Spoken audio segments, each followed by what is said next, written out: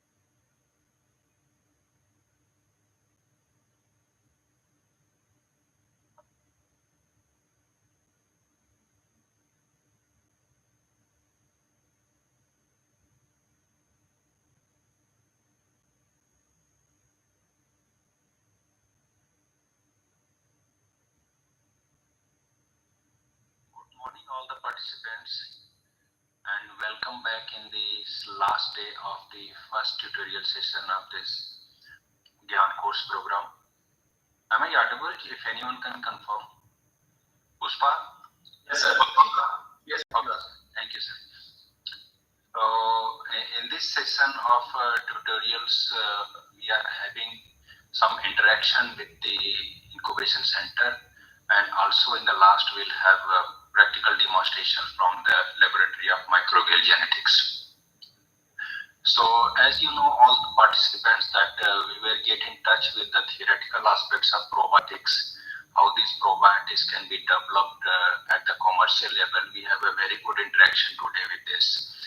You came to know mostly the theory part of probiotics, what they are and how they are helpful for the health benefit. And at the same time, we were able to demonstrate you in the laboratory that how you can isolate probiotics from the nature, whether it is a human or soil or food sample, and how you can apply different product in the market for the clinical application, for the food safety applications you can. So that is also equally important, that how you can take the probiotic product in the market. We have a very renowned personality today to understand this part, and also a government initiative from Niti Aayog, that how these products can be commercialized, what are the facilities they have there at their centers, which can help us to understand that it is not only a science which is important, but also it's an equal corporate sector to support the social growth is equally important to understand the relevance of this product. So I hope you will enjoy this session with the knowledge about how the theory can be translated into a product. So this question that we invited Dr. Abhishek Parikh to aware ourselves on different aspects of the adult incubation center. Is any disturbance? I think please mute yourself. So I think you take care of this to mute other participants who are not speaking. So Dr. Parikh was kind enough to agree, despite of today holiday. I understand there are several level of responsibility one take during the holiday also.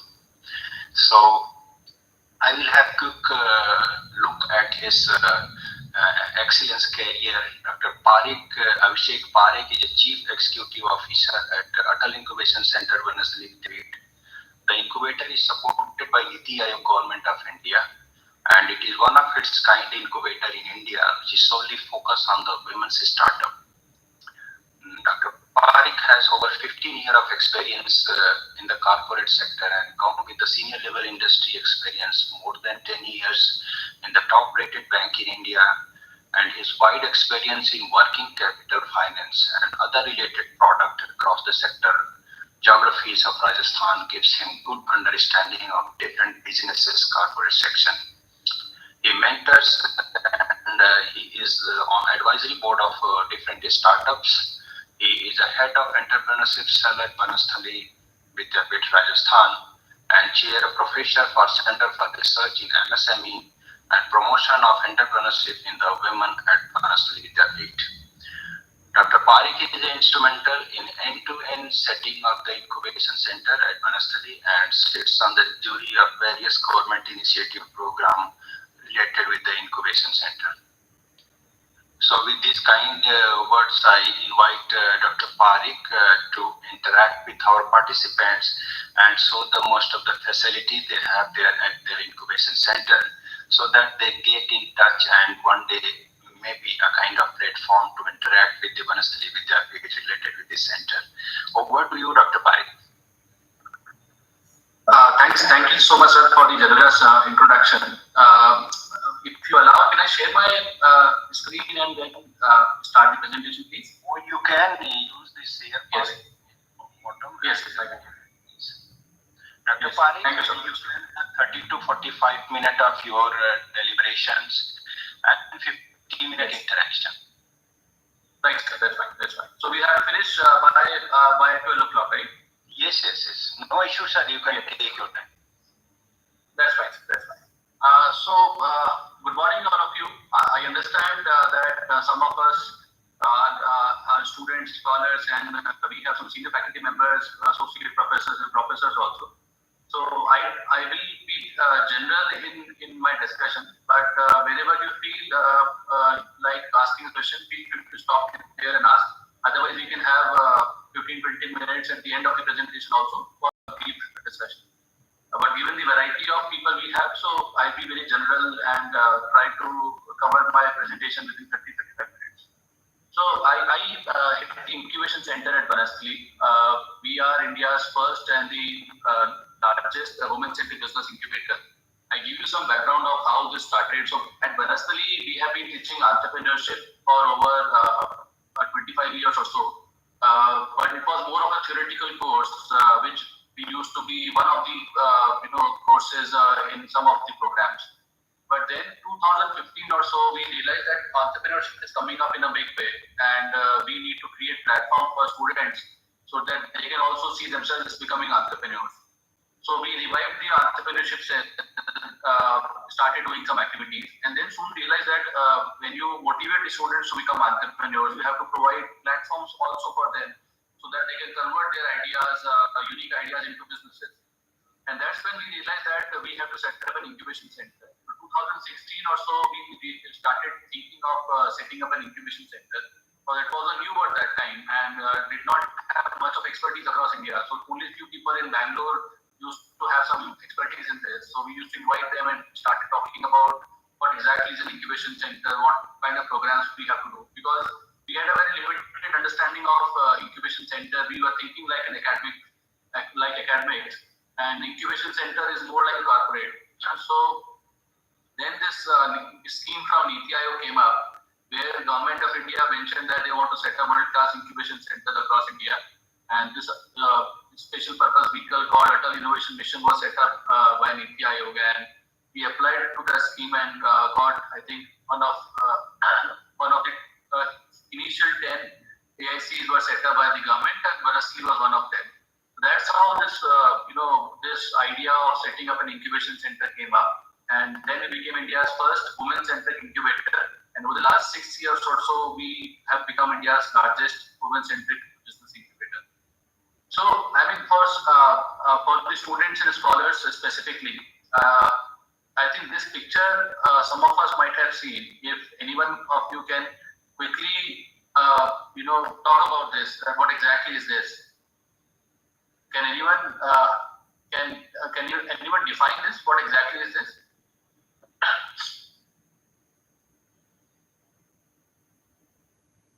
And that's a question to the audience. Can anyone define this?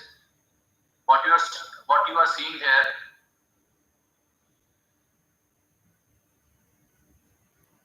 All right. So let me take it then. So this is a incubator, which is basically when a newborn baby, is going through some challenges, or there are some life-threatening issues for the newborn. The newborn is being put up in an incubator, which provides a artificial warm-like, environment, so that the newborn can sustain life for the next few days. And then once the baby is healthy and fit for the environment, it's given back to the mother, right? So that's where this word called incubator has come up. So business incubators basically provide an environment to the entrepreneur or to the researcher or to the innovator, so that whatever innovation they are working on, whatever idea they have, it can be nurtured and can become a business, right? So that's what we do in the business incubator. So we nurture ideas and then they become a business. So largely we provide a couple of things. So we provide consultancy to the innovator or to the ideator or to the entrepreneur in terms of business consultancy, in terms of providing them network where we create network for them. We reach out to people, we reach out to experts, we reach out to mentors, we reach out to corporate, we reach out to government, and provide the network so that the entrepreneur can further their work. One of the key features of an incubation center is also to provide mentoring. The which I think personally, I mean, given we work in the incubation center, I feel personally mentoring is one of the key features of an incubation center, because an entrepreneur is working on something innovative, something futuristic which has not been tried earlier. So they need expert guidance from people who have done such kind of businesses earlier, or who have worked in those sectors earlier, so that these people who have deep expertise of that sector can help the entrepreneur to develop something which has more meaning for the future, which has more potential to be commercialized. So we do a lot of work in figuring out key mentors who have 20-25 years of experience in the particular sector, and we try to connect our entrepreneurs to these mentors so that the mentors can guide them, and entrepreneurs using those expertise can further their work. Incubation centers also provide funding. We also provide, largely if you see entrepreneurs, because given they are working on something innovative, the gestation period from doing research or trying to build technology or trying to build a product to commercialization is usually long, because they are doing something futuristic. So at that stage, there is no funding available, right? Some funding can be arranged through family networks or friends and families, but largely the investment or bank funding is not available at that stage. So these entrepreneurs depend on government grants, they depend on some investor money. Sorry, I have a bad throat today, so please bear with me. So these entrepreneurs basically depend on government funding, government grants, and the funding which comes from various government agencies. So that is also one of the core work of an incubation center, to provide timely money to these entrepreneurs so that whatever they are building, they can continue building that without any financial hurdles. Other thing which incubation centers also provide is lab infrastructure, right? So given most of the incubation centers in India are based in academic setup, so the lab infrastructure of the academia is also open to the incubation to the incubatees, to the entrepreneurs. So whenever they need some kind of research, they need some kind of certifications, or they need faculty inputs, or they need lab infrastructure, they can come and use the infrastructure there. The other thing which we also provide is business support services, which basically mean that we partner with various agencies and provide support services at a subsidized cost. So these agencies work with us in providing various support items to the entrepreneurs so that they can use that and further their work. Yeah, so in a nutshell, we help founders to make their business scalable and sustainable. When I say scalable, that means an idea which has a large market and which can be implemented to solve a larger problem. And when I say sustainable, that means that the business has to sustain for at least initial 2-3 years, and then the entrepreneur can raise more funds and can further the business or scale that further. But initially 2-3 years are very tough for an entrepreneur, because there is no availability of money, there is no network, there is no mentoring. So incubation centers typically help entrepreneurs at a very early stage.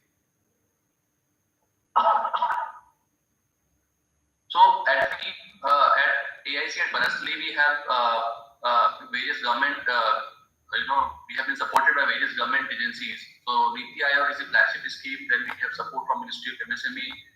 We have support from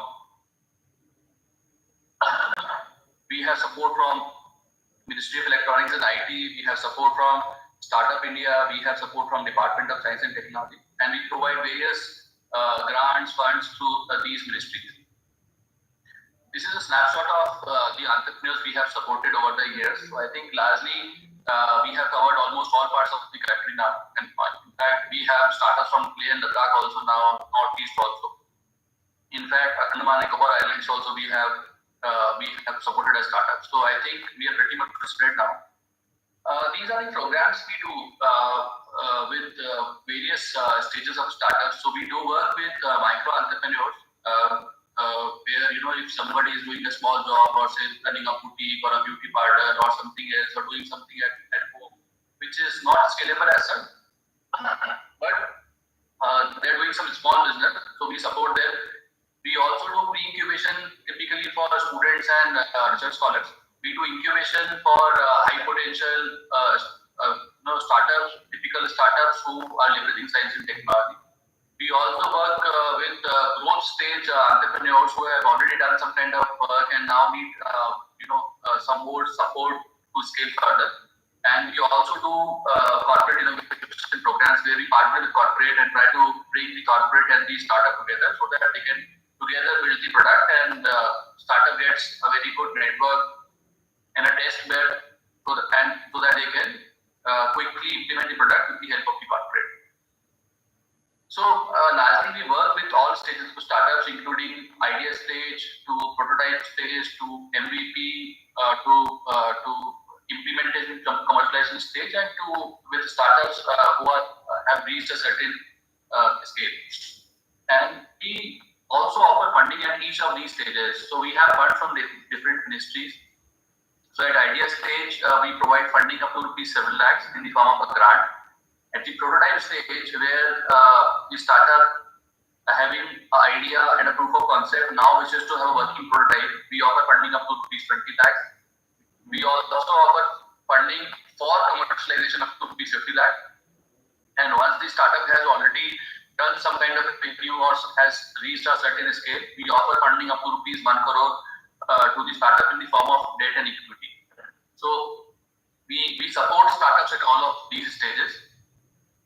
In all, we have supported 135 startups from all across India. These are startups which are registered startup as per startup India definition. And we have supported 150 plus micro entrepreneurs also, as I mentioned. So we work with both these kind of entrepreneurs. We all 75 of these startups have raised more than 100 crores in funding till now, have created some 54 IPs, including patents, copyrights, and trademarks, and have created more than 1,900 jobs now. So I think the larger focus of the last 4-5 years is to support women startups, specifically in science and technology. That's where the focus is.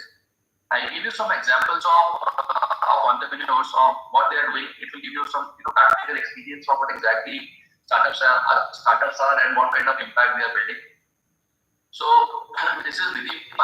She is founder of S4S Technologies, which is based in Bombay. She was part of our first acceleration program in 2018, and this is a team of researchers, and they develop a solar-powered machine or a solar-powered sun dryer, basically, which helps farmers to convert their produce or the excess produce into dried vegetables and fruits.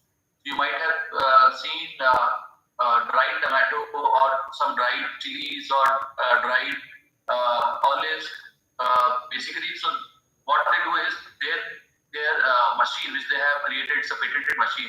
Their machines are being given to farmers, and the farmers, when they have excess produce, which usually doesn't get much of price, that excess produce gets converted into solar dried products. Then they source these products from the farmers and sell it to FMCG companies. So they have interacted more than, I think, 1.5 lakh farmers till now, and have raised 17 crores in funding all put together. And I think they have won multiple awards over the years. This is a startup which was, I think, part of our 4th acceleration program in 2021, I guess, or 2020. And she's Pooja Goyal. She's based in Bangalore. They have a head office in Delhi, and the startup is called Avishkar, which is one of the prominent startups in India in terms of startup, and they have impacted more than 2 lakh plus students in the present in 3 countries. So they make robotic kits for STEM education, specifically for school students. Then Climb Foods is a startup which we have supported last year. We have offered them funding also as part of the Startup Industry Fund. And this startup basically, you might have seen a challenge specifically for mothers, that what kind of breakfast they should offer to the kids. Usually that's a challenge for a mother, because usually for breakfast you have only 2-3 options. Either you have poha, you have bread, or you have maybe sandwiches, which is again bread, or maybe you have some parathas, but you don't have much of healthy options in the market. So this startup basically is using millets, and they are offering millet-based batter to the mothers, so that mothers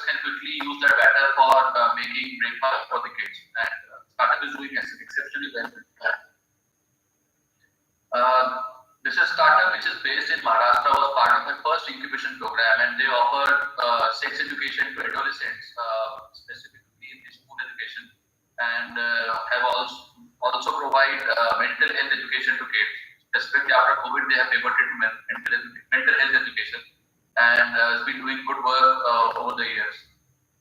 Dreams and More is again a startup we have supported as part of our first incubation program, and they came to us with rupees 10,000 rupees a month of revenue, and now they do almost 12-13 lakh a month of sales. We have put in money also in this month. So they basically provide microgreens and salads as part of meals, right? So typically, again, healthy breakfast is a big problem. If you look out in the market for something healthy as part of breakfast, you hardly get samosas, kachoris, or bread or poha in the market. So they basically source various microgreens and different vegetables and fruits, and offer them as part of breakfast, lunch, and dinner boxes. So they have curated boxes for different people. So if somebody is diabetic, they have a different box for it. If somebody is on high protein, they have a different box for it. For pregnant mothers, they have a different box. So they have some 8-9 varieties of salad boxes, and which is doing exceptionally well. They are based in Hyderabad, and they have 6 outlets in Hyderabad now. Empathy Design Labs is working on a wearable device for daily tracking of fetuses. I think stillbirth is a big problem across the world. I hear that in India alone, I think more than 9,000 stillbirths happen, I think, in a month or so, which is a big challenge. The reason is that by the time the mother gets to know that something is wrong with the baby inside the womb, and she reaches the doctor, the life of the baby is still is almost over, right? The doctor cannot do anything. So this device tracks the fetus cells inside the mother's womb and provides timely information to the mother, so that the mother can reach the doctor the initial few hours. Structure Eco was part of our, I think, second incubation program, and they basically use the farm waste. Parali ka bahut bada problem Delhi mein hai abhi. So they use the farm waste which gets converted into compressed agri panels, and they are replacing brick and mortar walls with the agri compressed panels, which has a zero carbon footprint. So they basically this compressed panel has a life of 70 years compared to a 30-year life of brick and mortar wall. This panel is fireproof, bomb-proof, waterproof, earthquake-proof, right? So all those features are there, and the cost is hardly for 50% of what a typical brick and mortar wall costs. Right? So they are doing exceptionally good work. In fact, COVID times they have done very good work by creating makeshift hospitals, and they have raised more than 45 million in funding till now. Shehna Sheikh is based in Bombay, and we have been supporting her for almost 4 years now. They have made an AI-powered insect trap. So usually in farms, the farmers have to put a lot of insecticides to do away with the insects. So their solar-powered, AI-powered insect trap basically attracts all bad insects and kills them. And the beauty is that there are some good insects also in the farm. So the AI device knows what kind of insects are good for the farm and what are bad. So it attracts and kills the bad ones and repels the good ones also. They have supported more than 4,000 farmers till now. Then you have Anubha Kakkad, who was a student also as part of the BBA program, and she graduated in 2019 with a placement, and then after 4-5 months left the job and started working on our own startup, which is called Diggle. They offer hot chocolate mixes, which you can just put in hot water and mix it and drink it. The hot chocolate is a big market, but usually we don't have much of players in the market. So she realized that she can create a brand there. Has delivered more than 2 lakh cups of hot chocolate and served more than 14,000 customers till now. Ekatra was part of our program for micro entrepreneurs, because that time she was a micro entrepreneur, and we worked with US Embassy there to support micro entrepreneurs. She was part of that program, and she basically works with rural women in Kota and creates handmade products which she sells as part of the brand called Ekatra and sells across the country. She was on Shark Tank also last year and has been going to work with. So we work with various ministries and offer seed funding, grant, equity, debt options to startups, largely the science and tech domain. We also work with some foreign partners, including German corporations. We work with the European Union, we work with US Embassy, and we work with some corporates also. These are some investment partners. So the whole idea is to set up a national center for women entrepreneurship where a model specifically for supporting women can be created and can be replicated across the country. So, in fact, Mr. Amitabh Khan mentioned about the good work happening at Parasthi for supporting women startups, and we had a chance to have a live interaction with the Honorable Prime Minister also in 2018, and interacted with our startups on a live show which was aired on TV National. And so one important thing which you must be thinking that what's in for me as a researcher or as a faculty or as an educator or as an academician is the opportunity, while you do your research or opportunity while you complete your research or you have already done that. The opportunity is to translate your research into a product which can be sold to a customer. So typically over the years, I think if you see the history of research, largely in India, the research happens in the form of a research paper or a thesis, and some of them get converted into a patent also, but nothing happens after that. The only outcome is a citation or maybe some more research paper out of that. So I think last few years, in fact, the government has been focusing on this now, that whatever research you do should have a customer in mind, and you have to see that whether that research can be converted into a product which can solve the customer's problem, and which is called translational research, where the whole idea is to move the basic science discoveries, what you do in your research lab, can be more quickly and efficiently converted into a product which can solve a customer's problem. We call that out of the building research, where the researcher has to come out of the building and see that who is the customer for my research work, and see that whether can I create a product which can solve the customer's problem, right? So that's what I think has to be taken care of now, and this translation research has been coming up in a big way in India. It's already there. It was already there in the European and the US markets for quite some time, because they have very good ecosystem of the corporate supporting the academics on the research and then converting products out of it. But India does not have much of ecosystem earlier, but now the government is pushing for this. So it's important to bring innovation in research. Innovation means that you have to leverage science and technology and see whether you can make a product which can solve a customer's problem. You have to see whether the research which you are doing can be implemented or not, or the innovation which has potential to commercialize.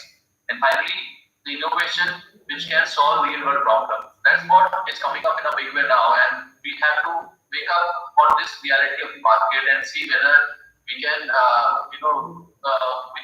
can we have some research which has a commercial potential in the near future. So mind you, this innovation is nothing but is basically built on three pillars called desirable, viable, and feasible, which is nothing but that whatever you are doing should be desirable, that somebody is looking for this solution or this problem. They are suffering from the problem and they are looking for a solution for this. It should be viable, which means that it should come in a form where the customer can pay for it, and it should be feasible for you to scale at a large level, so that you can scale, massify this whole product, and it can reach masses. One interesting thing which is also coming up now is the National Research Framework, which has already been, I think, passed by the Parliament some months back, and the government is pushing for this now, where the government is saying that a framework is being created to bring ideas to market, right? Where the government is saying that whatever you had idea or the research work you were doing should have a commercial potential, where it can reach the market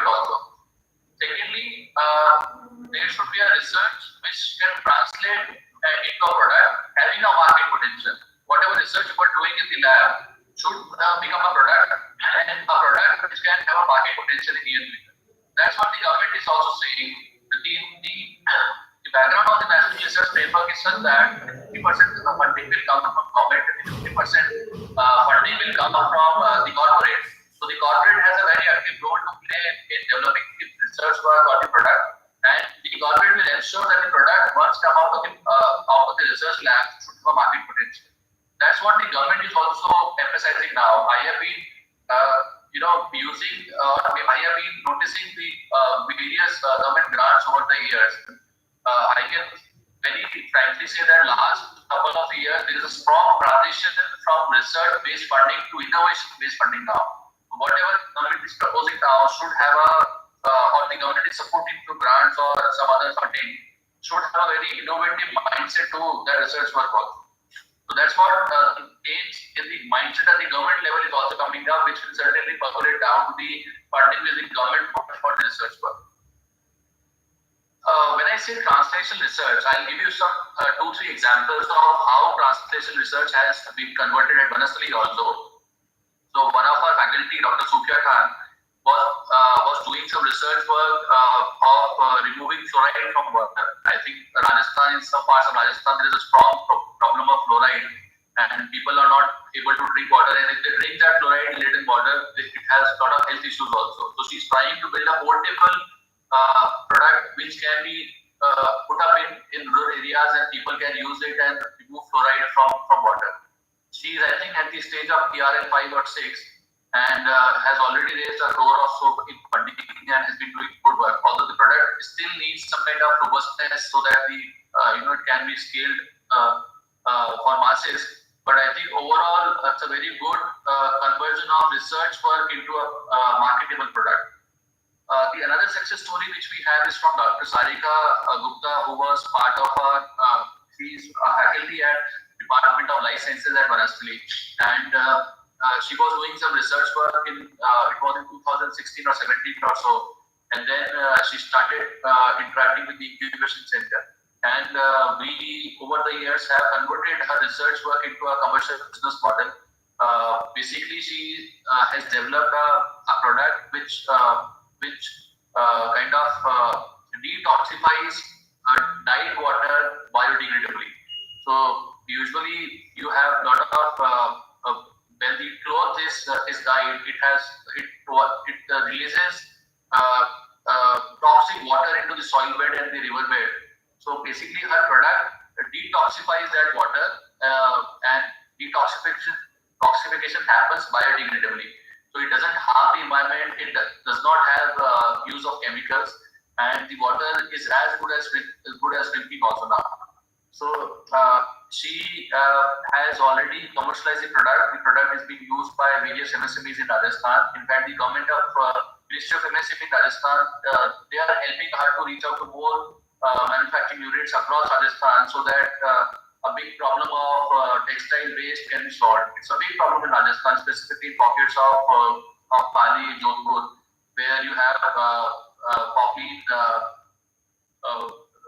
textile units, and a lot of textile waste is released into the river bed and the soil bed. So the government is helping her, and she is already I think done a turnover of around 15 lakhs. She's still a faculty. She has started her venture with some students and already started generating revenue. A very good example of how a lab research work has been converted into a business model. Then we have one of our students.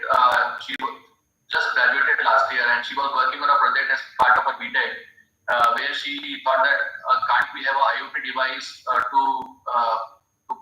which can be put up on cycles, and a cycle can be then used for rental business. Usually cycles, the problem is that the cycles get stolen, or you don't know where the person has left the cycle, and you can't track the location. There is no mechanism for payment also. So she has developed a IoT-based device which has all these integrations. It is traceable also. You can track it.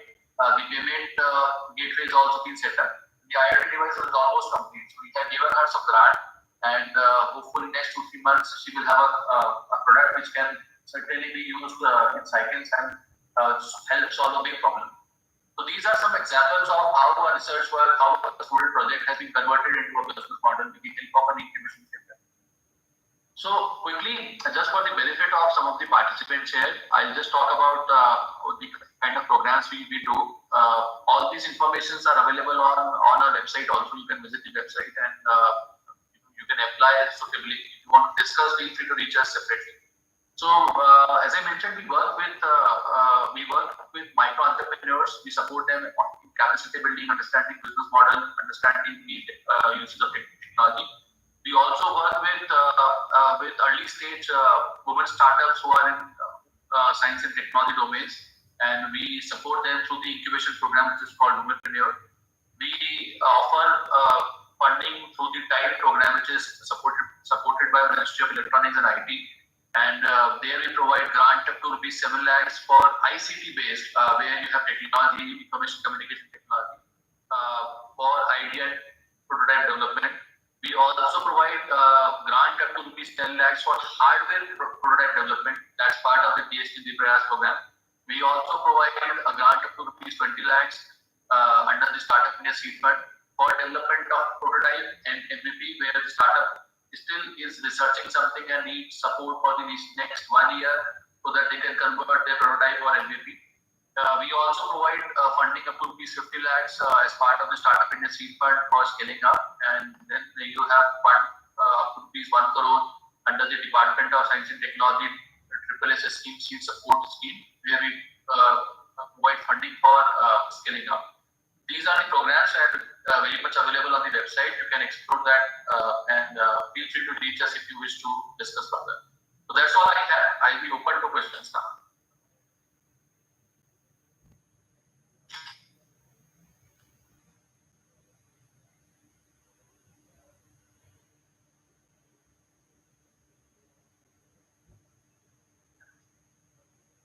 Thank you, Dr. Parik, for a very informative talk. And this is really a very nice platform we have for the participants who can join this to get the idea, implement in their field. Most of them are working in different aspects of providing bacteria, isolate it, and take up any idea. If you want to develop that idea into a product, if you want to commercialize your product, this is the sector which is going to be benefited. And this GIAN course participants are mostly, I'm not gender biased, but most of them, they are female. So really we are connecting to a center that is supporting the women startup. And if you are in this idea, they are going to provide this kind of support to develop into the product. If anyone wants to ask anything, you want to interact with Dr. Parik is with here, you can do this.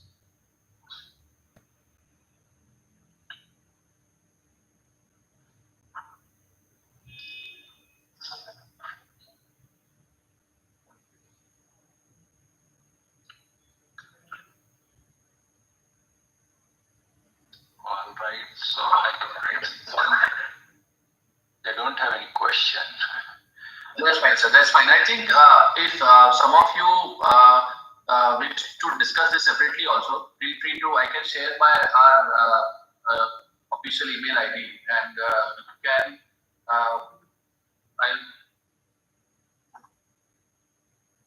so this is our official email ID and you can reach us there. Feel free to reach me over LinkedIn also if you want to have a one-to-one discussion. Otherwise, we'll be happy to solve your queries. You can write to us and we can answer there. So that option is available. I think the only thing which I want to stress upon is there's a lot of government support which is being provided by various ministries in form of grants and various different funds.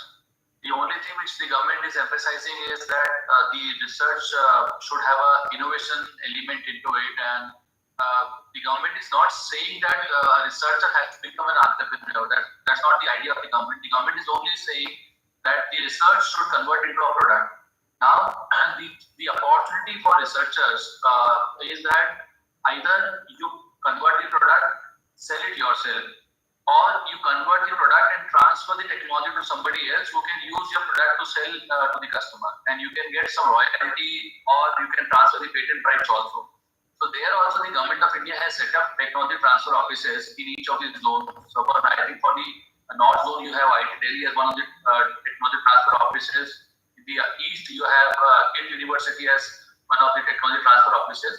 So you can use these networks to transfer the technology also, and you can continue research work also. So that's an opportunity for researchers where the research has a customer in mind, a product can be made out of it, and either you sell it yourself, becoming a startup, or you transfer the technology through the TTO offices and get royalty or something else out of it. That's what the whole opportunity available to us.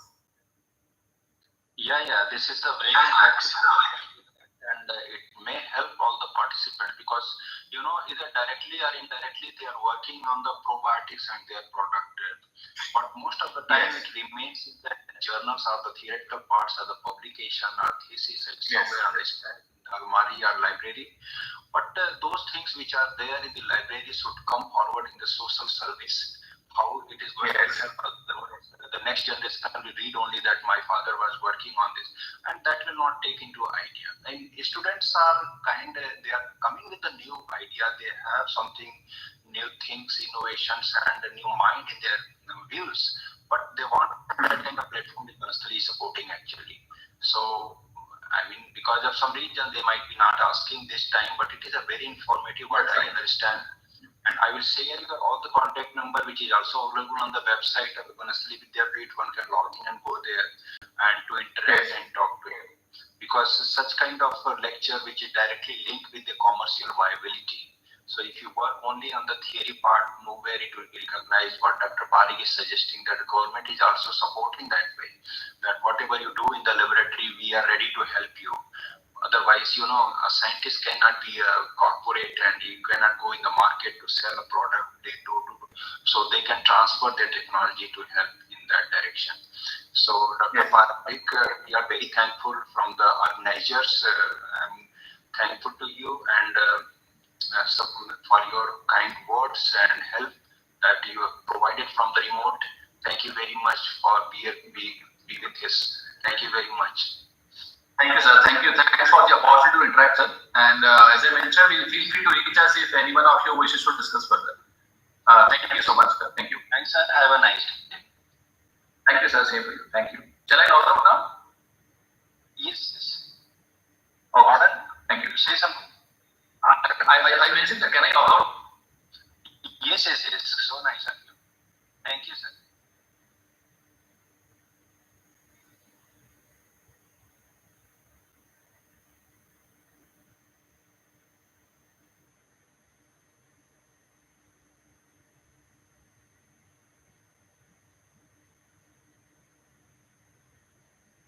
So we are having this session just like I connected because it is important. You might know that how this incubation center is helping us to develop the idea into product, and this is what the motive of this workshop is also there. Translational science, that whatever strains we have, whatever isolates we have in our laboratory, or the kind of motive you are having in that way, you can isolate the strain, work on that, and propose some proposal to the incubation center. They are supporting us, and also this incubation center helping the women. I mean, this is a very good that one can go and say this is the only a kind of incubation center in India which is supporting the women startup. So everyone, if you are working in the lab, it is a very good that whatever product you have, that how to commercialize it. And this is kind of nothing like that. If you can sell that product in the market and create a startup and venture and become an entrepreneurship. I mean, for life science, the kind of job or employment opportunities, status of employment opportunity, you understand. And if such kind of project ignite your mind to help out of in the industry, to help your idea, whatever you are working in the PhD or your master level or PhD level, or even in the professionals like us, we are working we have a lot of idea and the project we have completed, but don't know how to market it. So unless and until your idea is not coming into reality, that is what I feel is useless. But government is also supporting the similarly.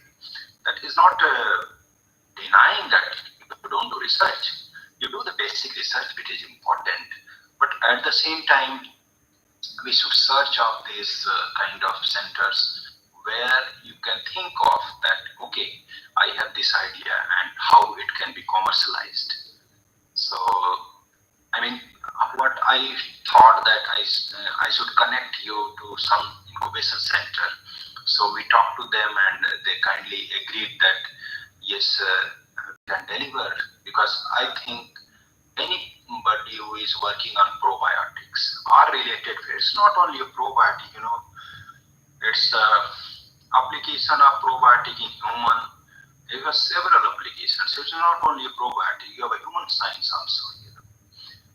Application of probiotic in agriculture. So you have plants and agriculture science here.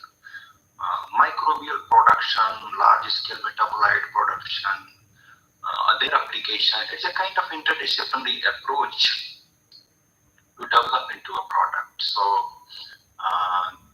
this was the motive behind this GIAN course. So today we have last day, and we from the organizer, we tried our best to give an exposure to our participants so that they not only learn the theory, but they also get in touch with the live demonstration in the laboratory, practicals, and also to develop that idea, whatever you are doing in the practical, in the commercial viability, become an entrepreneurship and develop your startup, small idea, or even transfer your technology if you can do.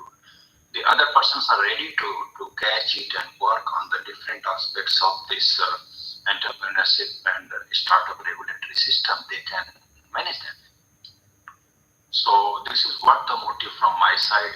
Today we have a lecture from Dr. Chikindas on similar formulations, product development. So it is a very good linkage of this kind of tutorial with the evening lecture. And also a very good product he is going to deliver today. Dr. Chikindas is bacteriocin.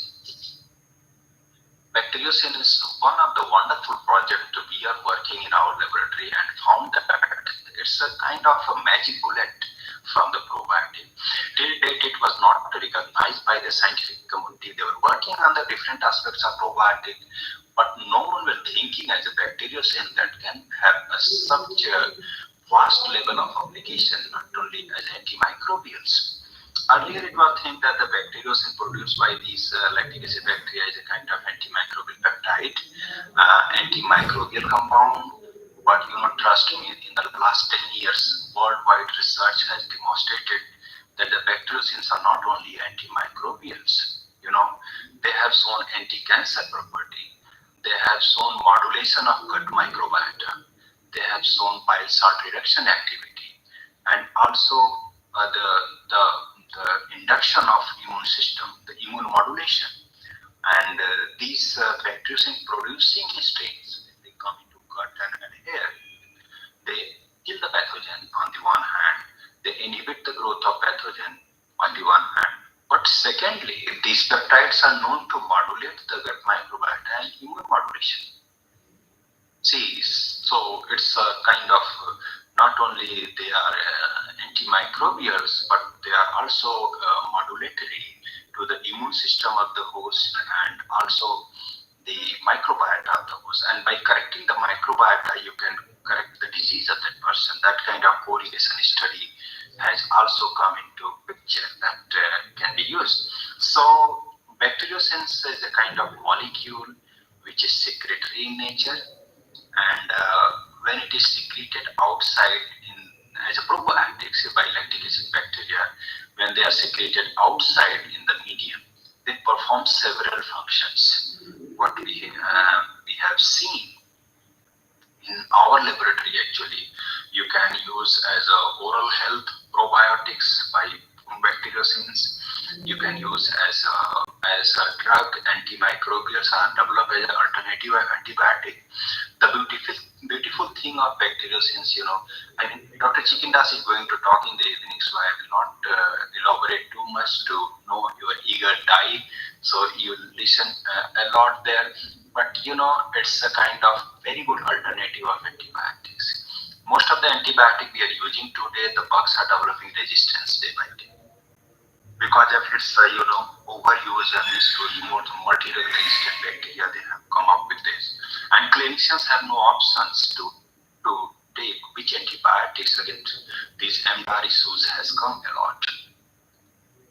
There are several researches which have found that the bacteriocins are there as an option, and it is not possible, or sometimes it is very hard to develop resistance against bacteriocins. Number one, they are proteinaceous in nature, and number two, they are most of the time, they are pore formers, so kill the cell physically. And number three, they are targeting some of the DNA or intercellular molecules also. Most of the antibiotics, you might know about the mode of action, they go inside the cell and target it.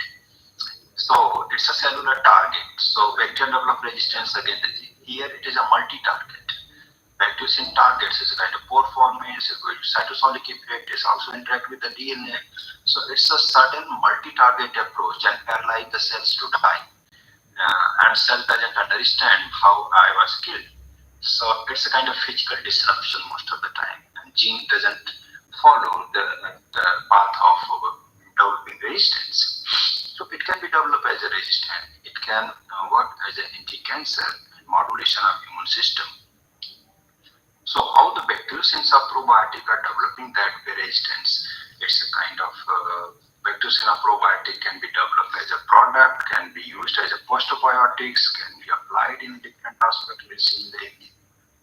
So if any participant want to interact with all these topics, what Dr. Parikh said and what there, we can have an interaction, or after a short break we will go for next session in the demonstration of this bacteriocin, how you can collect, how you can isolate, how you can purify this bacteriocin in the laboratory. Suppose you take the probiotic bacteria, and since it is secretory in nature, so you can collect the cell-free supernatant, and there is a one-by-one fractionation approach one can follow and go for the separation and purification of these bacteriocins and develop into a commercial viable product. Because of this product development, you can connect with this center, Atal Incubation Center. They are going to help you if you have any product and get a patent, get commercialized, develop a startup, or go for entrepreneurship. So any participant want to interact? Puspa, you have to unmute the participant. If someone want to speak, they will not be able to speak. You have, I think, lock their mic. I don't know. Are you able to speak? I can see your mic is locked. You can put in the chat box, no problem. We'll have short interaction today. If anyone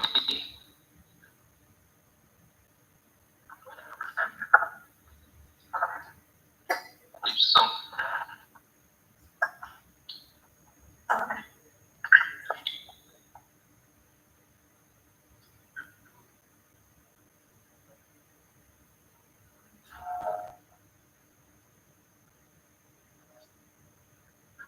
कोई कुछ पूछना चाहता है?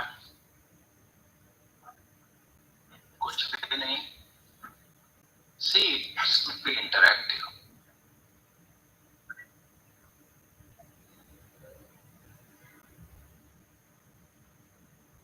तो चलो ठीक है, फिर हम चलते हैं एक डेमोन्स्ट्रेशन की तरफ, जहां पे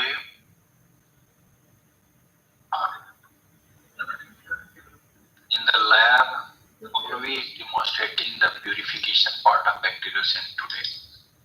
How you can purify the bacteriocin? Why I have put this demonstration today? Because Dr. Chikindas has a lecture on bacteriocin in the evening, and my lab is going to demonstrate you not every step of purification, because virtual mode has some limitation, and on the virtual mode we cannot do everything, but we are going to demonstrate you to the best possible way that how to purify the intensity. So Puspa, you can mute everyone, lock there so that the disturbances are not should not come, and I request the lab, Puspa, Balvi, whatever you are there, and connect the participant to the instrumentation so that they can visualize and demonstrate for the practical aspect. Puspa, you want to take time, or it's like you can take time 5 to 10 minutes if you want to prepare the lab. It's fine.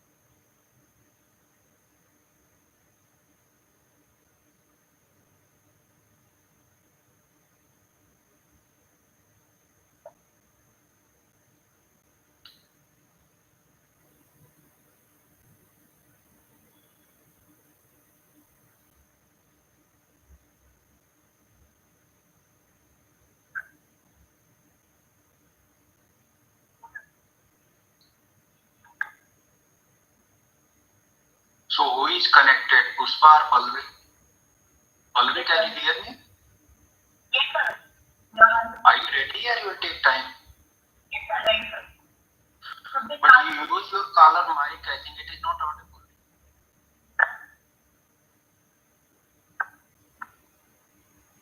Sir, is it audible now? Now it is fine, yes.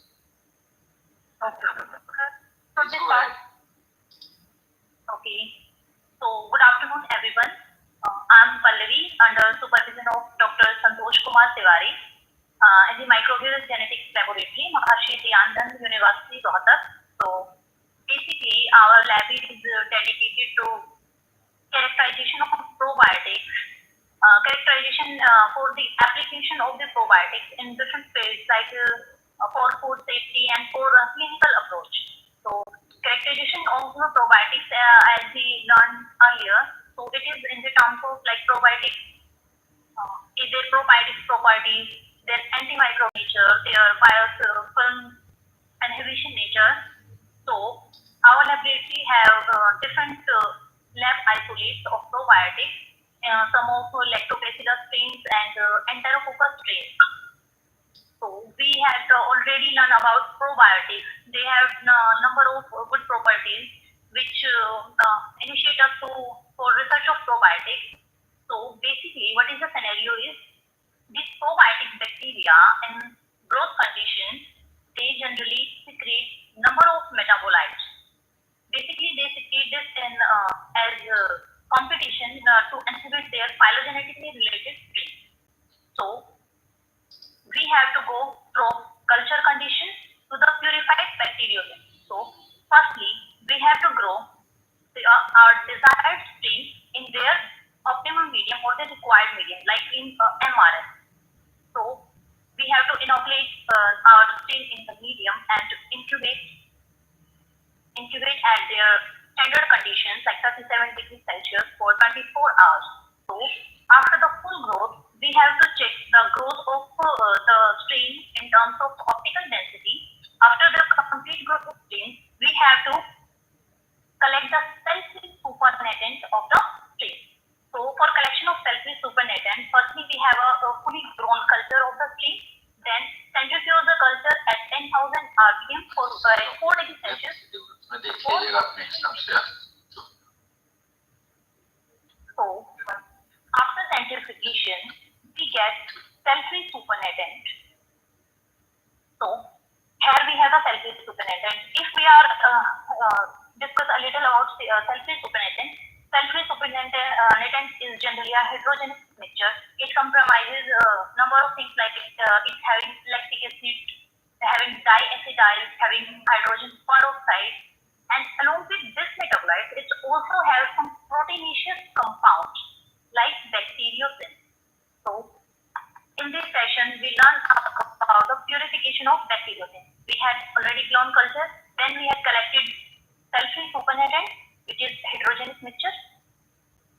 After collection of CFS, we have to purify the bacteriocin from this heterogeneous mixture. So, this is a complex process, involves a number of processes for the purified to get the purified compound. So, firstly, we have to delete all the unwanted things like diacetyl, and we need only the proteinaceous compound. So, first step is to get the proteins only. So, here we have CFS, number of compounds. So, for the first one step is to get proteins only. So, for purification, we have first step is the ammonium sulfate precipitation. For ammonium sulfate precipitation, as maybe might you know, like ammonium sulfate precipitation is basically working on salting out process. What is happening? If we have CFS and having a dissolved protein there, so as soon as we add more ion strength salt in this CFS, then due to salting out process, this salt starts dissolving in the CFS and the protein will precipitate out.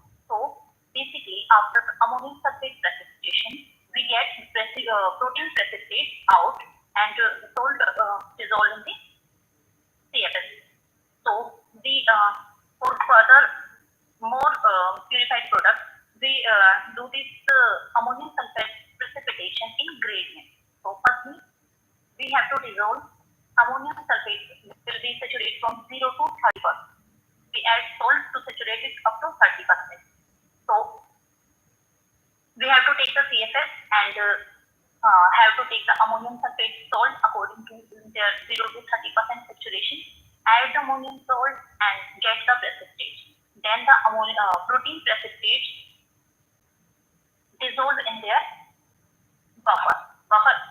Generally, our CFS is having 4.5 pH, so we are taking the sodium acetate buffer pH 4.5. So here we have 0 to 30% ammonium sulfate precipitated samples resuspended in the sodium acetate buffer and millimolar pH 4.5.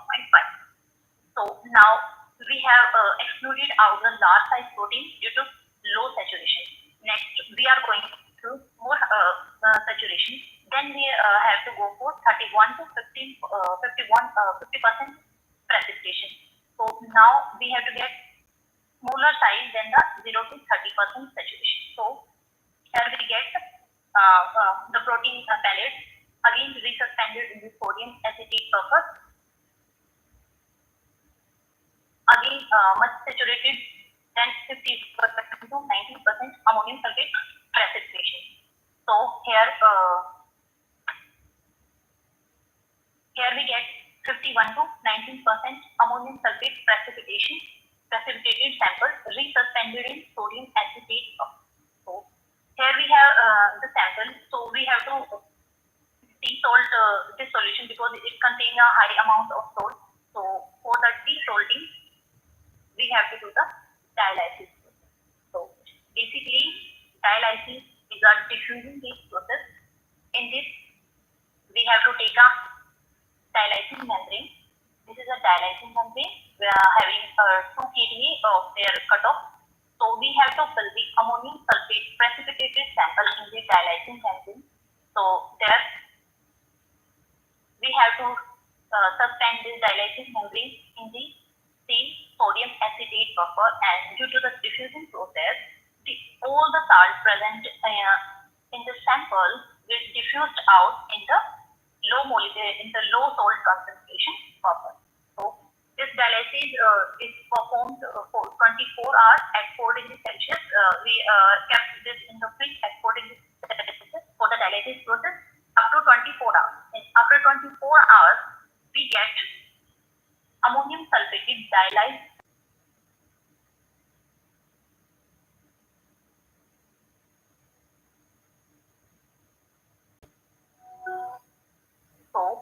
have to check the antimicrobial activity at each and every step to analyze the activity of the sample. So, antimicrobial activity was determined on the basis of agar-1 diffusion assay against Micrococcus luteus. So here we can clearly see, here is a sample with 0 to 30% saturation and 31 to 50% saturation, 51 to 90% saturation, and CFS as a control.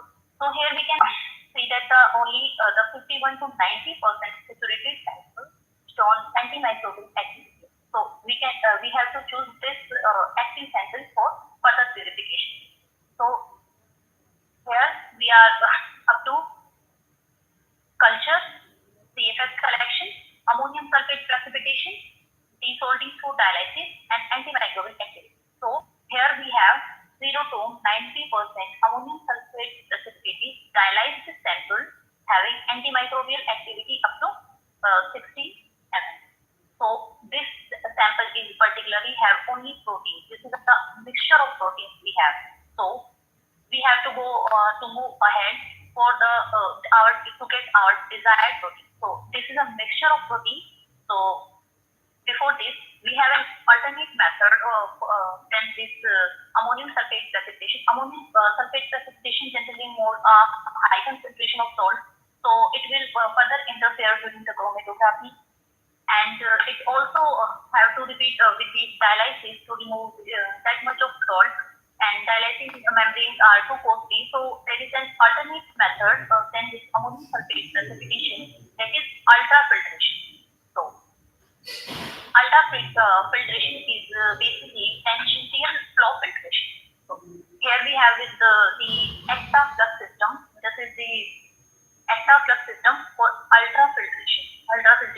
It is based on tangential flow filtration. So here we have a refill. Here we have to put our sample, like we have a CFS sample. We have to put it here. In this system, we have this pressure valve. We can regulate the pressure of retentate and pressure of permeate.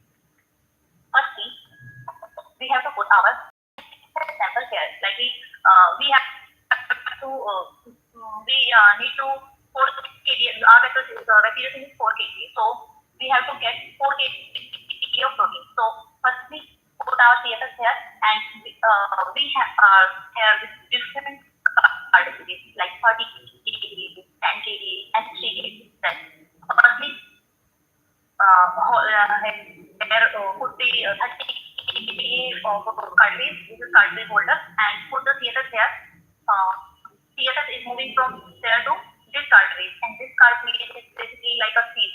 So the molecule less than 10 kg, less than 30 kg will be split out, and we can get it to this and this what we call is permeate, and the molecule more than 30 kg will be revert back to this figure. What we call it retentate. So now we have it permeate is the sample having the molecular size less than 30 kg. So again, we have to put here different cartridge that is of 10 kg. Again, put this permeate here and remove this retentate. So this permeate is having the molecule less than 30 kg, and here we have 10 kg.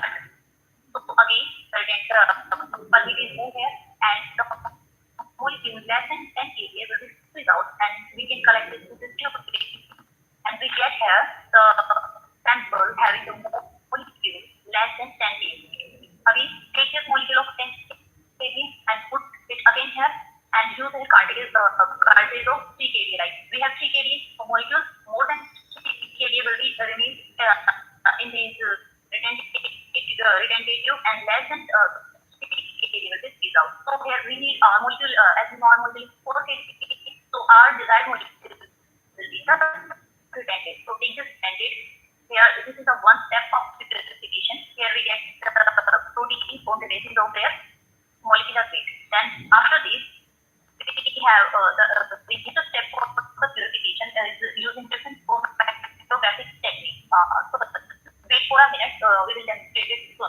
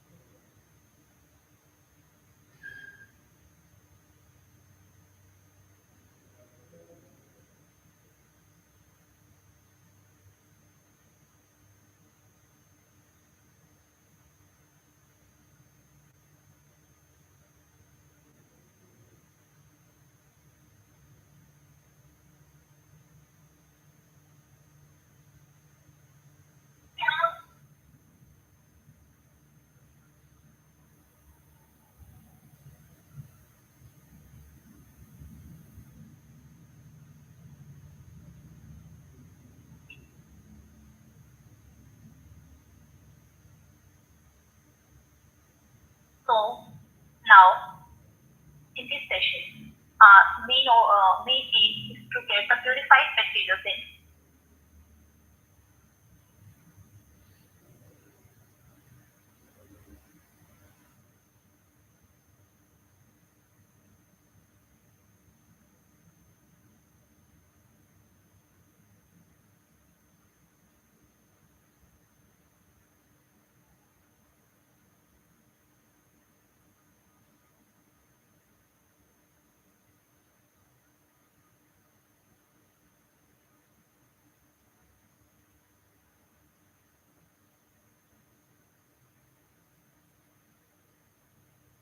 Now, our aim is to get the purified bacteria.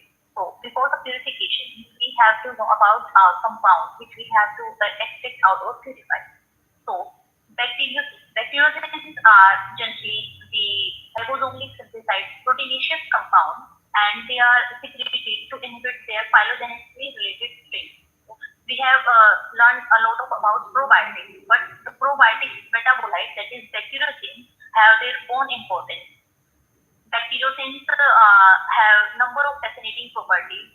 Like they have shown they are safe. They show low cytotoxicity. They show high thermal tolerance. They show a high pH range. They show a broad pH range, and they have shown anti-cancer activity. They have shown antiviral activity. They are involving to inhibit the multi-drug resistant strain. So bacteriogens have their own importance. They are very important molecules. And so these all properties which initiate us to explore or to purify or to characterize this particular molecule. So we have to go for the purification of bacteriogens. So previously we had discussed about culture selection, culture, then CTF selection, then ammonium sulfate precipitation or the tangential flow filtration. So at that point we have a sample that have a mixture of protein. So we have to get our desired molecule from the mixture of protein. So for this, we have to go for different chromatographic techniques. So here we will discuss firstly for the chromatographic technique. We can do this on pen stove, but we have a very intact and a very sensitive instrument that's what we call it ectophrine system. So firstly, before doing the purification, the two prerequisites we need to be fulfilled is one, we have to know the working of the system.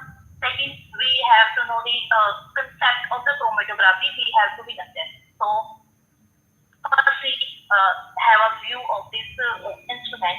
This instrument is having the system. This system is first is having the display unit. Here we display the different control or monitoring. Here we have the push buttons. We can easily monitor or control all the process going on through the simple push button. Here we have this pump. This pump is control the flow rate, like we require 1 ml per minute, 0.5 ml per minute. So we have pump. This is having pressure sensor. Pressure will be used according to the column we have used. Here we have the mixture to mix different buffers. And here it shows this. Here we have the injection valve. From there we have to inject our sample. So sample can be injected either through the this tubing. Firstly, it is two buffer system. We have used only two buffers, like buffer A and buffer B. This is connected to this fine tubing. We can see. And here we have the injection valve. If we have to inject our sample, so we can inject this either through this buffer valve or through the injection. Here is a nozzle. We can use a syringe to insert this sample. We have to put the syringe here and inject the sample. First, to inject the sample, we have this loop. This loop may be of 1 ml, 2 ml according to our sample. So if we have a sample in the small amount, so we have to use this loop. Otherwise, we can load it through this tubing also. So this tube is placed in the injection loop like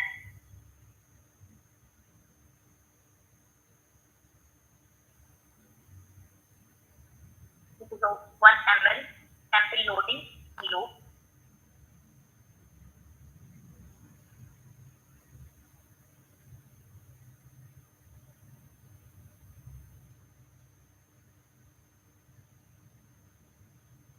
connect the loop.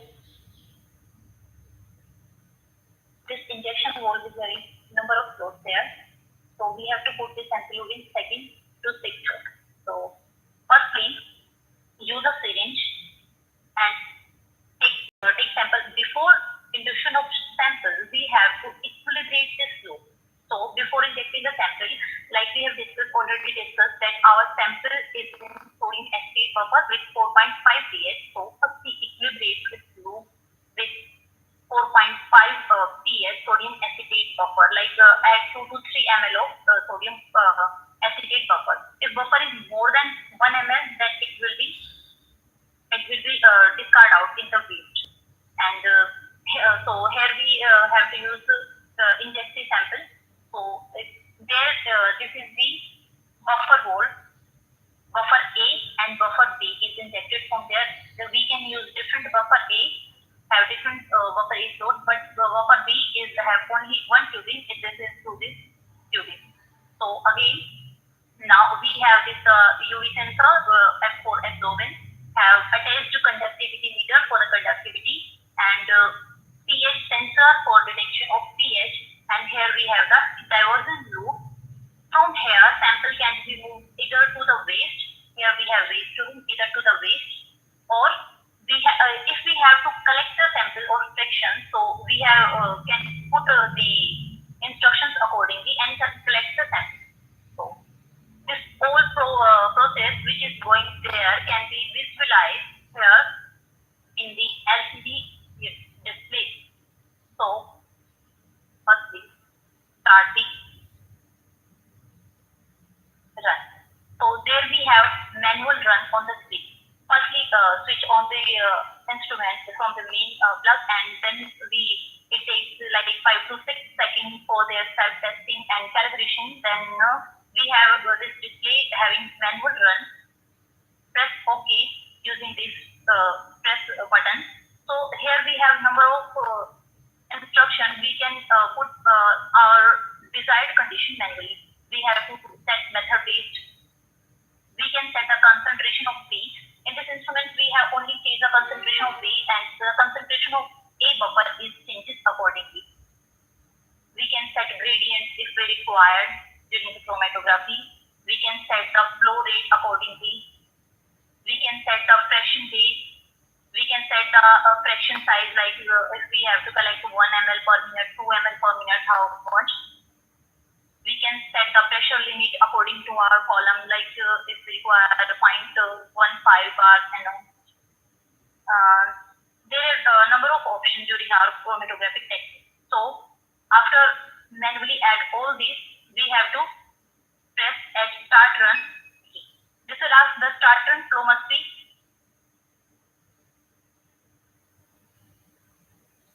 one second. We have to set the flow rate, like now we set 1 ml per minute, and we had set the concentration of B like 50%.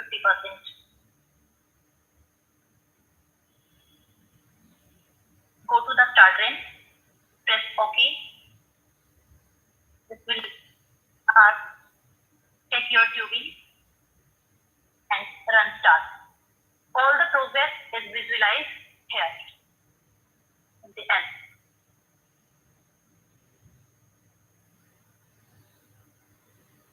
In this LCD, we can see all this progress, what is happening here in the graphical form, like x-axis showing the minute, or we can change the x-axis. We have an option there, properties. From there, we can change our x-axis have two things. One is time, another is volume. If we need volume, that is ml per minute, and in the y-axis, we have number of options like UV, conductivity, pH, pressure, temperature, and concentration. So here it is indicated like here is milli absorption unit is going. So we can change check the UV, how much absorption is there, like conductivity, pH. We can change accordingly by it. Let's do the single view. So all the process going here we can analyze through graphical method. So So let's start a chromatographic technique. So for the purification of bacteriocin, generally we done cation exchange chromatography first, because we know the bacteriocins are cationic peptides, hydrophobic. So we have first done this cation exchange chromatography. Then it is further repeated with the gel filtration chromatography, and then the HPLC or SPS stage for the confirmation of our purified product. So for cation exchange chromatography, one thing we need is column, cation exchange column. Here we have cation exchange sp saccharose column, 16 to 10 centimeter. This is 20 ml, having 20 ml reagents in the column. This is pre-packed column, and the binding capacity of this column is 70 mg per ml. So we can load up to 70 mg of protein here. So before going to the chromatography, first one thing we have to know is the concentration of protein in our cell. So for the concentration of protein, we have different methods like Lowry method, Bradford method. In our laboratory, we use Bradford method for the determination of protein concentration. So after determining the protein concentration and knowing the binding capacity of column, we can load our sample accordingly. Basically, one thing which is required is the knowledge of the system, and the second thing is the understanding of complete concept of our chromatography. Basically, cation exchange chromatography is based on the ionic interaction.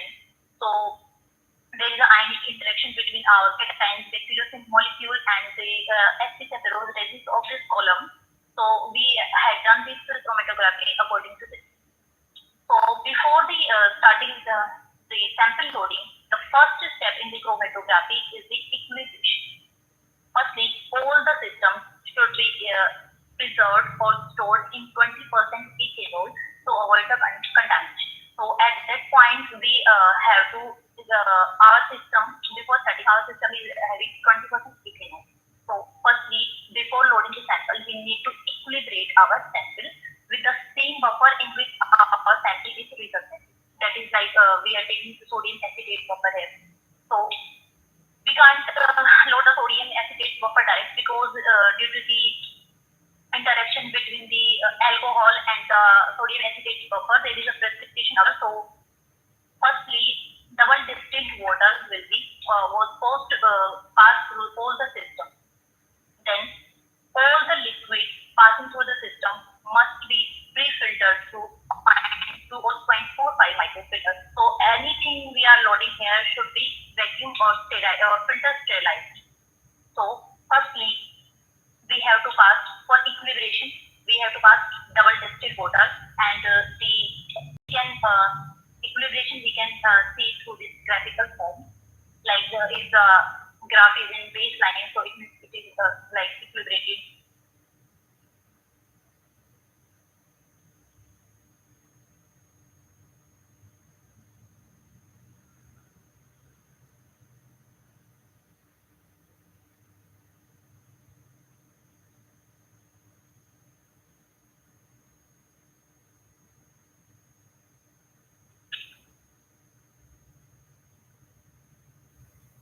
So let me show how to connect the column. Firstly, remove the upper nozzle of the column. The outlet of this injection hole is the inlet of this column.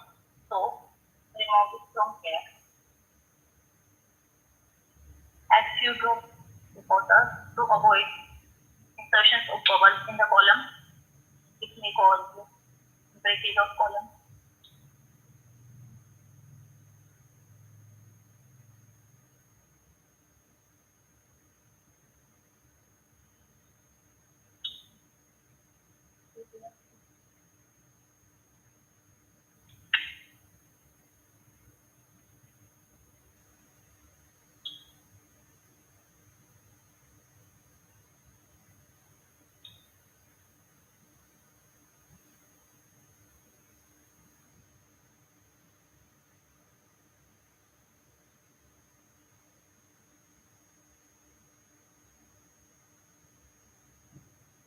connect this column to our UV lamp through this connected tubing.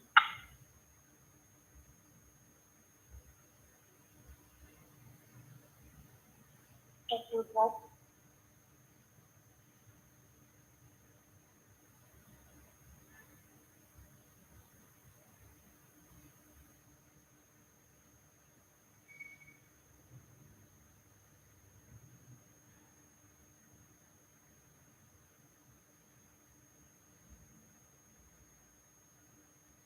from where our column is connected with the system.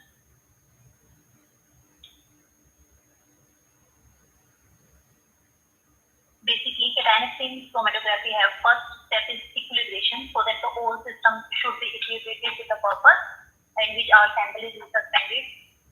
Second is after equilibration, we have to load our sample either through the tubing and either through this sample load. Next step is, so firstly we equilibrated our system with the sodium acetate buffer. All the systems have sodium acetate buffer. Then this will be occur at a speed of 1 ml per minute. Then add our sample at 0.5 ml per minute, so that the proper binding of the sample is occurred. And we load the sample 3 times to ensure this proper binding. So we can load the sample either through this loop or either through this tubing.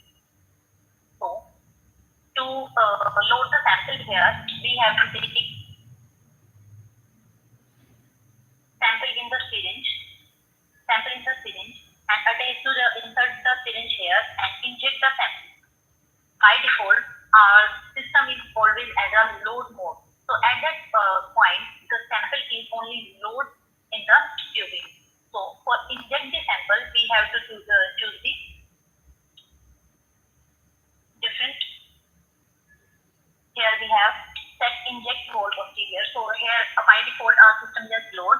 So if we have to inject, so have to choose the option like inject. After choosing the inject option, our sample is injected in the system. So now we already load the sample. So sample will be moved either from this tubing or from this tubing to the sample is moving there. If we are injecting it there or through this tubing, it comes in this injection loop, and from there our sample is moved to the our UV lamp for the absorbance determination, then to the conductivity, and then move to the pH meter. After this, here the sample is moved to the column.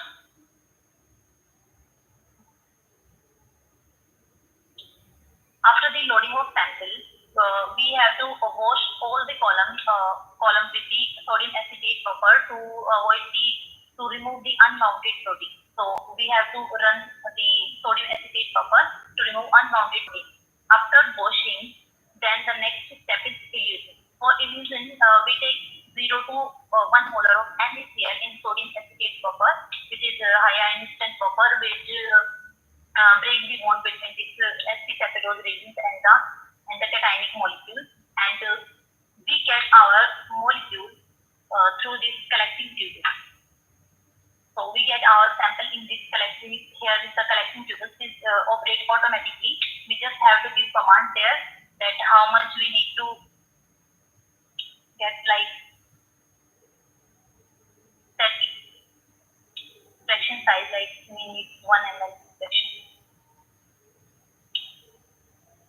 We just have to give the commands, and the system automatically divert from the waste to the sample collector tube. So everything is going here. We can interpret from that.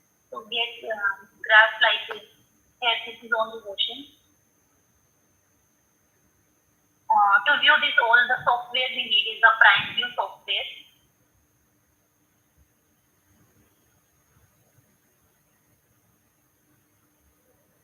We can choose what we need from here. Like concentration. So we can visualize what is going through.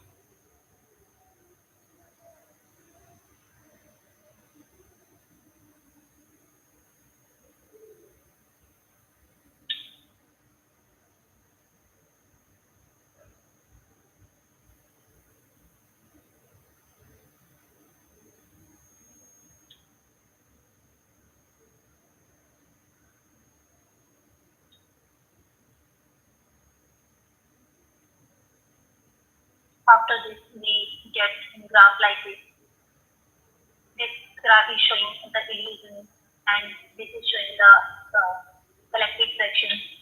Here, this peak is showing the UV or the absorbance of the sample, and the concentration is the concentration of P, and this is the number of fractions. So at that point, we have this protein which has like after giving the command, the system starts collecting the sample like we are giving the command 1 ml per minute. So here 1 ml per fraction are collected here. So after this, now the sample we get here is having the cation molecule.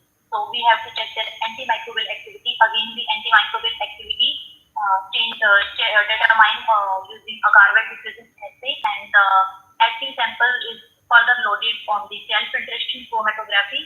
Gel with same like here cation exchange column, we have to put the gel filtration column and load the sample again to get the fractions to get the sample on the basis of their size or time exclusion chromatography. So after gel filtration chromatography, the purification of the sample is purified sample is determined using HPLC or the SPS stage. So here we all about the purification of the bacteria. Classification or ultrafiltration, then cation exchange chromatography, gel filtration chromatography, and HPLC and the SPS stage for confirmation of protein purification. Thank you.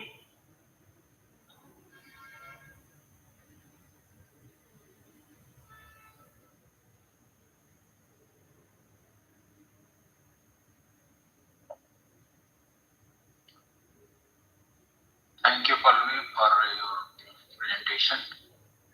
If any clarity on the part of this, you can interact.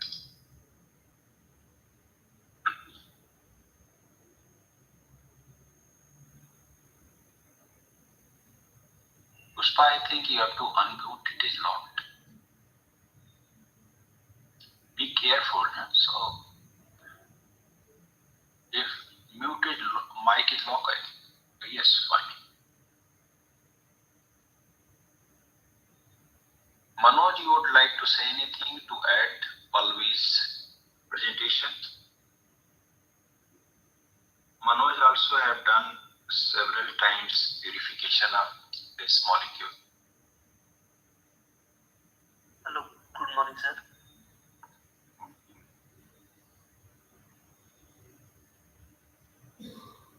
Hello, I am audible, sir? Yes, you are audible. No, sir, Pallavi demonstrated very well, and these techniques are very useful in the purification of bacteriocin. The ammonium sulfate precipitation and ultrafiltration were used for the enrichment of bacteriocin, whereas the chromatography techniques were used for the purification of bacteriocin. And the ectoprime system was very useful during the purification because benchtop column are slow and take many times because the OD and pH and other things like graph preparation and data analysis. But in hectoprime system, all things were shown in the one desktop. Therefore, analysis of purification step by step is very easy. So, in this field, the ectoprime and ultrafiltration are very useful techniques.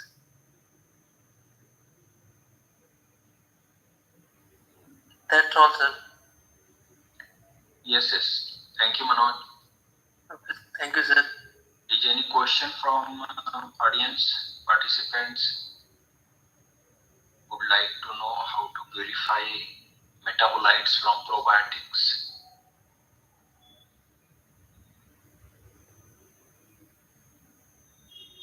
So what experience we have in our purification system is like when this probiotics grow in the broth medium, they secrete these compounds outside. So bacteriocins, as we understood, is just secretory in nature. So whenever it comes in the supernatant, it mixes with the media peptides, media proteins.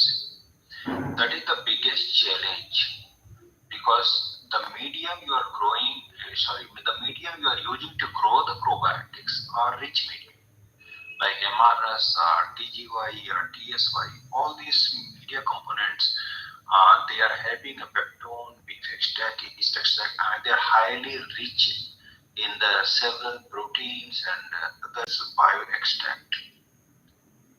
So what is the challenge before researchers? That when you use a medium, it already contains several proteins.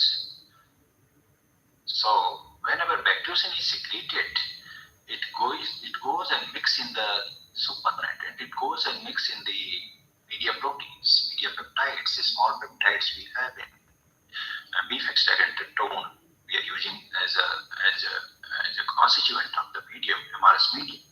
So this is a great challenge. If you are using a minimal medium where there is no protein in the medium, then it is very easy, because the only thing which is secreted by bacteria has to be purified. But if you are using this one, the MRS, it has several medium, and by chance we don't have any minimal medium for the growth support of lactobacillus and production of bacteria. And this is the reason we are bound to use MRS as a medium. It grows well, produces the bacteriocin, but it's a several level of bottleneck for the purification. You can see that what Pallavi demonstrated, that you have to use salt precipitation, then you have to go for cation exchange chromatography, and then gel filtration, and probably in the last you have to do HPLC also. So if you are using multi-step chromatography, so there is a loss of protein at every stage. So the total yield of the protein, that causes a decrease in the yield. But this is only way we have till date, because that kind of minimal medium is not available.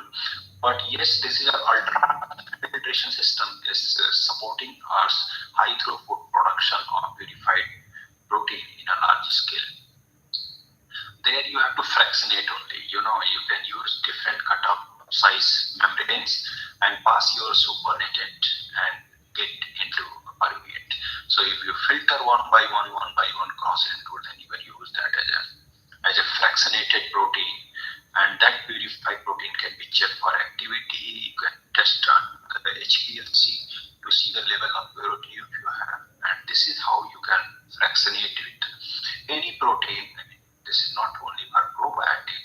This system we have used for any enzymes or proteins from the microbial system. If you want to purify the participants, maybe from other section of their study, not only in probiotic but other, like they are working on enzymes or any biomolecules, that can be purified using this set of system. Yes.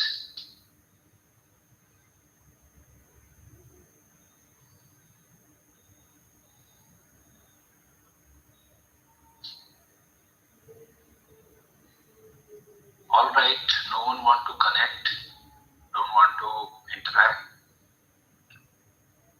So, dear participants and respected audience, that I'm very thankful that you all are connected and joining our course. Some of them are joining from very remote, on different states they have been connected. And today is the last day of our program, and the lecture also delivered by Professor Chikandas will have today in the evening 5:30 to 7:30. Please do join our validity session at 7:30. We will have very short validity session, will not keep you waiting. At 7:30, we are going to have some interaction of foreign faculty with the participants.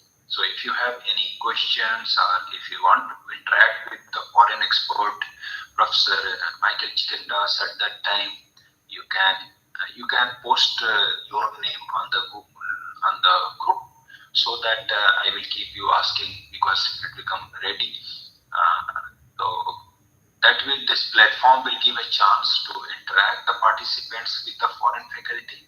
Number one, some of the professors will also be getting a chance that time to interact. So we will have an interaction session and feedback from the participants. So I request you to, whenever you are presenting or give some few words to the course, how you like it or not like it, your opinion, how beneficial it was for you. So it is not possible for all the participants, but some of the selected participants may present their feedback during the validity session. So in the evening, we are going to have a very wonderful session, the lecture by Professor Chikandas, and also a kind of Thanksgiving session in the last at 7:30. So we will have something like half an hour validity session after his lecture, just after his lecture, and if you want, you can interact with him. So if there is no questions, nothing, I would like to end this session here. And thanks for participating in this course, and hope you all will be attending the last session of the Professor Chikandas, which is going to be very beneficial. The first, I think, is also having some formulations today. Yes, the first lecture is having formulations and delivery. Formulation, how you can develop this probiotic into product. This is what we had at an incubation center from Manasthali, that if you can develop the formulation, you can develop the product out of the probiotic or develop in your laboratory. How this at an incubation center can help. So Dr. Chikandas is also going to talk on similar topic, that how probiotics theoretically, what are the aspects which they can cover to develop into product. And of course, one of the very viable, vibrant, and I love it more, bacteriocins. One of the product which is a bacteriocins, which he will deliver the second lecture, complete one lecture on the bacteriocin. So in the first lecture, you will be able to know what formulations are, how it can be developed, and the second lecture is one of the viable, commercially viable product is bacteriocin. So hope this session will also be beneficial for all of you. Thank you very much, and we'll see at 5:30 show. See you then.